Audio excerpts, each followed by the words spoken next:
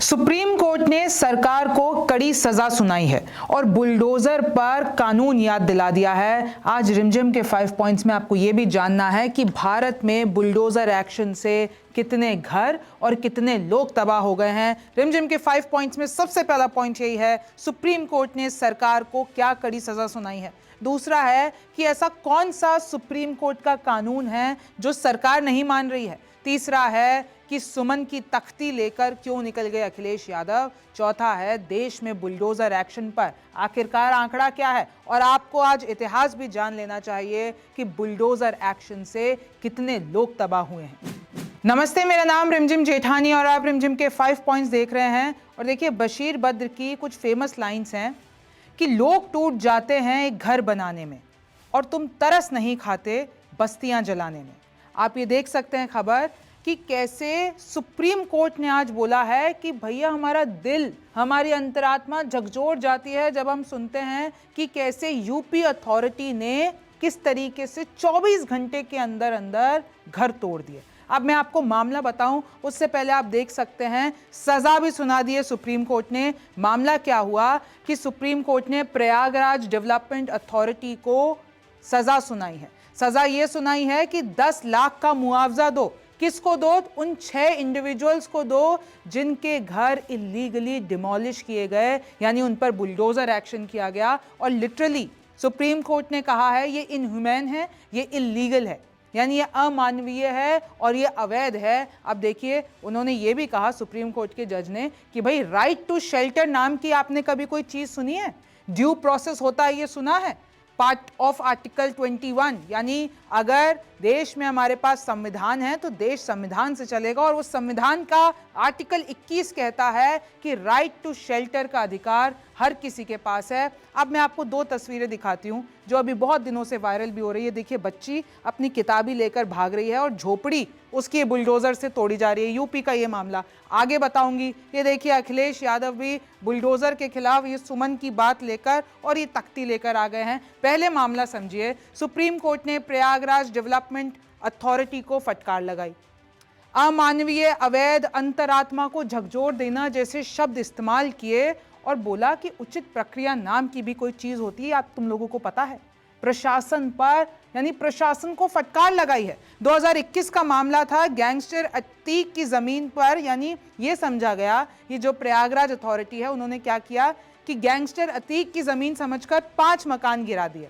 और अभी रुकिए, इस पर इन लोगों ने आवाज भी उठाई थी लेकिन कोई सुनवाई नहीं हुई। और ये कौन थे 5 लोग? एक वकील, प्रोफेसर और 3 अन्य के मकान गिरा दिए गए, ये समझकर कि ये अतीक की प्रॉपर्टी है, जबकि वो नहीं थी। वकील जुल्फिकार हैदर, प्रोफेसर अली अहमद की याचिका। अब सवाल उठ जाता है कि देखिए कैसे मजहबी तौर से शायद ये डिसीजन लिया गया हो। इलाहाबाद हाई कोर्ट ने इनकी याचिकाएं ठुकरा दी थी, यानी इन याचिकाकर्ताओं ने कोर्ट का दरवाजा खटखटाया था लेकिन इलाहाबाद हाई कोर्ट ने ये कहकर निपटा दिया कि ये नजूल लैंड था। नोटिस इस तरह क्यों चिपकाया गया? 24 घंटे बाद चला बुलडोजर। सुप्रीम कोर्ट ने सवाल पूछा है कि तुम नोटिस ऐसे चिपका दोगे, 24 घंटे में घर तोड़ दोगे, यानी ये गलत हुआ है, ये अवैध हुआ है। कुरियर से क्यों नहीं भेजा गया नोटिस? और क्यों एक जो प्रोसेस होता है उसको नहीं फॉलो किया गया? क्या ऐसे तोड़फोड़ करोगे, अत्याचार करोगे? 6 हफ्तों के भीतर ये जितने भी लोग हैं इनको 10-10 लाख रुपए का मुआवजा दे दो, ये सुप्रीम कोर्ट का आदेश है। आप देख सकते हैं कि किस तरीके से जस्टिस उज्जवल ने यूपी की, ये जो मैंने आपको तस्वीर दिखाई थी अंबेडकर नगर की, कि एक बच्ची जो है अपनी किताबें लेकर भाग रही है क्योंकि बुलडोजर उसकी झोपड़ी तोड़ रहा है। घटना का ये जो जिक्र किया है 24 मार्च को हुई थी। अब बुलडोजर के सामने बच्ची किताब लेकर भागी, सब शॉक। ये खुद जस्टिस ने कहा है कि जो ऐसे वीडियोस जब देखते हैं तो लिटरली शॉक हो जाता है हर कोई। और ये जो हुआ है वो अवैध है, वो अमानवीय है। मैं आपको बता देती हूँ, ये अखिलेश यादव ने भी ये मुद्दा उठा दिया और पहले भी उठाया था ये वीडियो दिखाकर। आज लिखते हैं कि सुप्रीम कोर्ट का ये जो आदेश आया है प्रयागराज में 2021 के मामले में, उसका मैं समर्थन करता हूँ। लेकिन अखिलेश यादव ये कहते हैं घर केवल पैसे से नहीं बनता है और ना ही उसके टूटने का जख्म सिर्फ पैसों से भरा जा सकता है। परिवार वाला कहे आज का नहीं चाहिए भाजपा। और उन्होंने वही वीडियो दिखा दी जो उन्होंने पहले भी बताई थी। आप देख सकते हैं कि कैसे कुछ दिनों पहले ये अंबेडकर नगर की वीडियो लाई थी और इसमें बताया था बच्ची अपनी किताबें बचाने के लिए भागने पर मजबूर है, और मैंने आपको पूरा शो करके बताया था कि किस तरीके से इस पर बवाल भी हुआ था। ये वीडियो बहुत झकझोर देने वाली है, इस पे कई सारे कार्टून्स भी बने थे। अब आप देखिए कि अखिलेश यादव आज संसद के बाहर सुमन की बात, हालांकि अलग मैटर है, आपको भी पता होगा कि कैसे रामजी लाल सुमन के घर, जो कि एक सीनियर मेंबर है, तो उनके ऊपर उनके हाउस पे बुलडोजर लेके पहुंच जाते हैं। तो अब अखिलेश यादव और इनके जितने भी पार्टी के लोग हैं वो यही सवाल उठा रहे हैं कि भाई ऐसा कैसे हुआ, जब चीफ मिनिस्टर खुद उस डिस्ट्रिक्ट में मौजूद थे तो कैसे बुलडोजर पहुंच गया। तो बुलडोजर के खिलाफ ये आवाज आपको पता है विपक्ष लगातार उठाता रहा है, मैंने आपको पहले भी बताया था। ये देख लीजिए 5 पॉइंट्स जो मैंने किया था, फहीम का घर तोड़ा, भड़के एससी जज, सरेआम एससी और कानून का उल्लंघन। जब ये नागपुर में हुआ था, जब फहीम का घर तोड़ा गया था, तो भी मैंने आपको बताया था कि क्या कानून है और कैसे कानूनों का उल्लंघन हुआ था। और इनफैक्ट उस दिन भी बताया था कि कैसे जस्टिस उज्जवल ने ये कहा था कि बुलडोजर चला देना किसी की प्रॉपर्टी पे, इट्स लाइक कि आप बुलडोजर संविधान पे चला दे रहे हो। ये कार्यक्रम में जस्टिस ने बोला था, जो कि सुप्रीम कोर्ट के जज है, और इसमें भी ये जो पूरा मामला हुआ है उन्होंने ही सुनाया है। और मैंने आपको पहले बताया था सुप्रीम कोर्ट ने बहुत बार ऐसे जो जितने भी केस है उनका निपटारा किया है।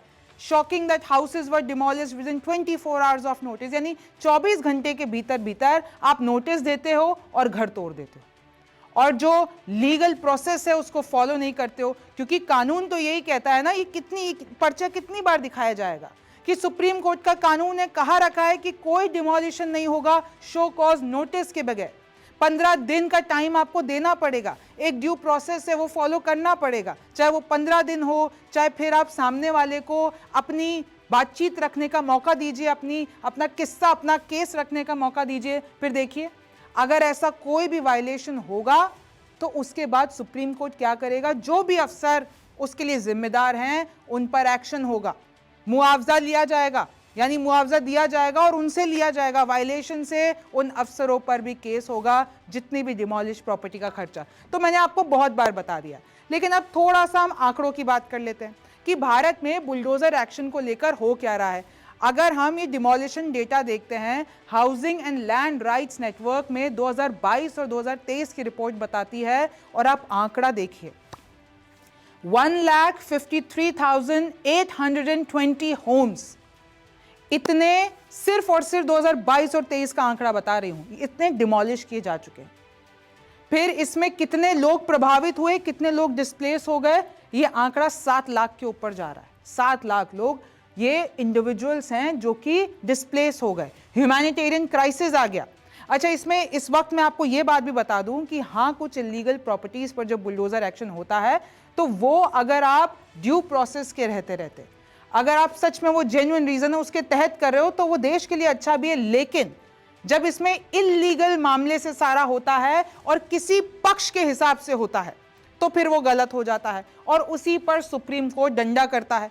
इमरजेंसी पीरियड में देख लीजिए, मैं आपको और पीछे ले जाती हूँ, 1975-1977 में देखिए एक्सटेंसिव डिमोलिशन ड्राइव चली थी, और इसमें मुद्दा क्या था भाई, ब्यूटिफिकेशन करना है। आपको पता है संजय गांधी का वो प्रोजेक्ट था, और कैसे 1,37,964 स्ट्रक्चर्स को डिमोलिश किया गया था, क्योंकि भाई ब्यूटिफिकेशन करना था। और वो आपको पता है पूरा विवाद था, इमरजेंसी, हालांकि पूरा पीरियड एक काला अध्याय है। अब मैं आपको कुछ बड़े बड़े और बता देती हूँ, जैसे कि शुरुआत करते हैं वहीं से 1975 से तुर्कमेन गेट डिमोलिशन, इमरजेंसी का वक्त था, संजय गांधी को अर्बन ब्यूटिफिकेशन ड्राइव चलानी थी, तो जामा मस्जिद के पास में जो ये गेट है वहाँ पर फोर्स आई थी, डिस्प्लेसमेंट हुआ था, पुलिस फायरिंग, बहुत लोग मर गए थे और बहुत लोगों से उनका आशियाना छीन लिया गया था। फिर आप देखिए मुंबई स्लम डिमोलिशन, 1990s और 2000 की बात है, महाराष्ट्र में कि गवर्नमेंट ने एंट्री इंक्रोचमेंट ड्राइव चलाई थी, रेलवे ट्रैक्स और हाईवेज के आसपास जितने भी स्लम्स थे उनको खाली करवाया गया था, डिमोलिशन हो गया था। कंट्रोवर्सी ये थी, सुप्रीम कोर्ट ने कहा कि भाई आपने रिहैब क्यों नहीं किया, अगर आपको ऐसी कोई ड्राइव करनी थी तो आपको रिहैब करना चाहिए था, उसके बाद कोई एक्शन लेना चाहिए था। फिर देखिए खोरीगांव डिमोलिशन 2021 में फरीदाबाद हरियाणा में इलीगल कंस्ट्रक्शंस अरावली फॉरेस्ट के इधर गिर्द 10,000 हाउस डिमोलिश किए गए थे। और इसमें भी ये बोला गया था, कंट्रोवर्सी इसलिए हुई थी क्योंकि मास डिस्प्लेसमेंट हो गया था और ये जो रिहैब प्लान्स है वो नहीं किए गए थे, तो कोर्ट को इसमें आड़े आना पड़ा था। जहांगीरपुरी डिमोलिशन अप्रैल 2022 दिल्ली की बात है। एंटी ड्राइव चलाई गई थी, कम्युनल वायलेंस हुआ था, उसके बाद ये सब कुछ हुआ था और मुस्लिमों की जितनी भी दुकानें थी, घर थी, वो तोड़े गए थे। और उसके बाद देखिए ना कोई नोटिस दिया गया था और कम्युनल क्लैशेस हुए थे, यानी दंगे हुए थे, उसके बाद ये सब कुछ हुआ था। सुप्रीम कोर्ट ने इंटरवीन किया और इस पूरे एक्शन पर रोक लगा दी थी और इतने सारे केसेस हो चुके, लेकिन प्रशासन मानता ही नहीं है। ये ऐसा नहीं है कि अब सब कुछ रुक गया है। आप देखिए प्रयागराज बुलडोजर एक्शन 2022 की बात है, उत्तर प्रदेश की, जब नुपुर शर्मा वाला पूरा विवाद हुआ था, उसके बाद ये जो एक्टिविस्ट था जावेद मोहम्मद, उसके घर पर जाके वायलेंस और सब कुछ किया गया था, डिमोलिशन किया गया था इलीगल कंस्ट्रक्शन बता के, और उसके बाद सुप्रीम कोर्ट बीच में आया कि भाई सेलेक्टिव टारगेटिंग हुई है, ऐसा नहीं होने देंगे हम, और उसके बाद उसमें इंटरवीन करना पड़ा सुप्रीम कोर्ट को। फिर देखिए मध्य प्रदेश राय डिमोलिशंस, और इसमें यह भी विपक्ष सवाल उठाता है कि बीजेपी शासित राज्यों में ऐसा क्यों होता है। रामनवमी वायलेंस हुआ था, हाउसेज और शॉप्स जितने भी थे ये दंगाइयों के, उन सबको तोड़ा गया था और कोई लीगल प्रोसेस फॉलो नहीं किया गया था। सुप्रीम कोर्ट ने यही बोला था कि सेलेक्टिव एक्शन हो रहा है मुस्लिम कम्युनिटीज के खिलाफ, बहुत क्लियर भाषा में ये बोला गया था। उत्तराखंड हल्द्वानी डिमोलिशन जनवरी 2023 की बात है, 2 साल पहले की बात है उत्तराखंड में, और देखिए 4,000 फैमिलीज जो हल्द्वानी में रहती थी उनको डिस्प्लेस कर दिया गया था। फिर सुप्रीम कोर्ट आड़े आया था, उन्होंने पूरा डिमोलिशन ड्राइव रोक दिया था क्योंकि वो रेलवे की जमीन थी। फिर देखिए मेवात में, हरियाणा में क्या हुआ था कि दंगे हुए, उसके बाद बुलडोजर पहुंच गया हरियाणा में, नूह में। हाई कोर्ट ने कहा कि भाई सेलेक्टिव डिमोलिशन क्यों हुआ है और इसको इलीगल बताया। मैं आपको बता दूं, आंकड़ा बताता है 1,200 बिल्डिंग्स 4 दिनों में तोड़ दी गई थी बुलडोजर के द्वारा। दिल्ली के मेहरौली में जब आर्कियोलॉजिकल पार्क डिमोलिशन हुआ था, 2023 की बात है, तो डीडीए ने इलीगल इंक्रोचमेंट्स हेरिटेज साइट्स पे, अब आप सोचिए हेरिटेज साइट्स को जो कि हमारी धरोहर हैं, उनको भी बुलडोजर से तोड़ दिया गया था। लगभग 1,000 हाउसेस थे जो कि डेकेड्स ओल्ड थे, सालों पुराने सेटलमेंट्स थे। उसके बाद ना कोई लीगल पेपर्स थे।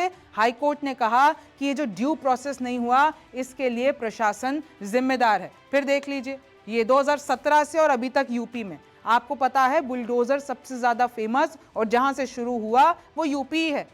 योगी Adityanath government using bulldozers against criminals and alleged encroachments, जहां पे भी कोई जुल्म होता है उसके बाद बुलडोजर पहुंच जाता है उनके घरों को तोड़ने के लिए। मुख्तार अंसारी देख लीजिए, अतीक अहमद देख लीजिए, सीए एनआरसी पे जिन लोगों ने दंगे किए थे उनको देख लीजिए, farmers protest, anti government demonstration, सब पे कंट्रोवर्सी हर किसी पे है। और सुप्रीम कोर्ट ने बार बार रेस किए कंसर्न कि ये जो एक्स्ट्रा जुडिशियल यानी ये जो न्याय को अपने हाथों में ले लिया जाता है विदाउट ड्यू प्रोसेस, संविधान को दरकिनार करके, ये गलत है और ये सेलेक्टिव टारगेटिंग होती है माइनॉरिटीज पे। और ऑपोजिशन ने इस पर पहले भी सवाल उठाए थे, आज भी उठा रहा है। इसमें कॉमन थीम्स क्या निकलती है? Lack of legal notice, legal notice नहीं देते हैं। सुप्रीम कोर्ट ने इतनी सारी चीजें बोल दी है कि अगर डिमोलिशन होता है वीडियोग्राफी होगी, शो कॉज नोटिस होगा, 15 दिन होंगे, अफसरों के द्वारा आएगा नोटिस, कोरियर, बहुत सारी चीजें बोल दी है।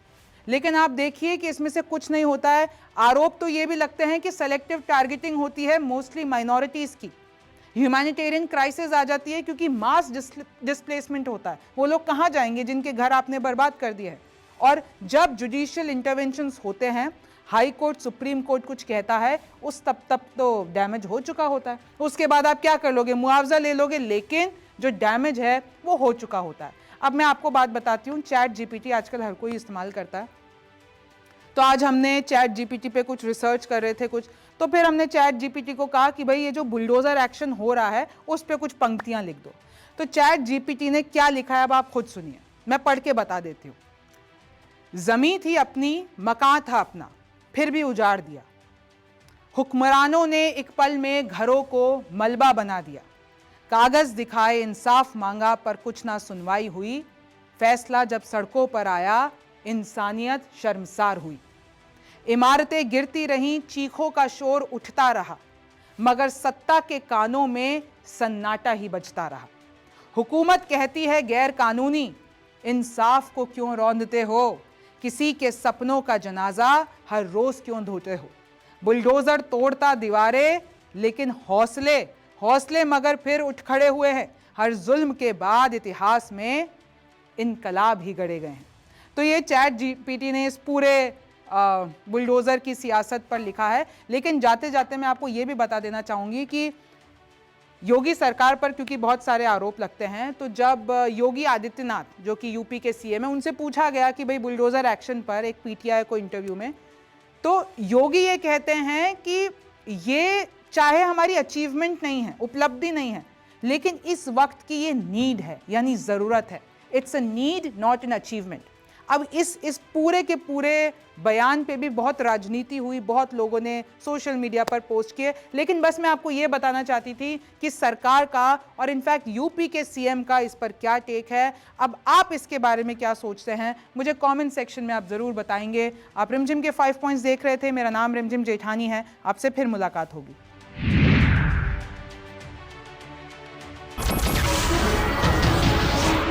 नमस्कार, मैं हूं मानक गुप्ता। अगर आपको हमारा ये वीडियो पसंद आया हो तो इसे लाइक और शेयर जरूर करें, और हां, हमें सब्सक्राइब और फॉलो करना ना भूलें ताकि आप देश और दुनिया की कोई खबर मिस ना करें। तो जुड़े रहिए हमारे साथ और देखते रहिए News 24।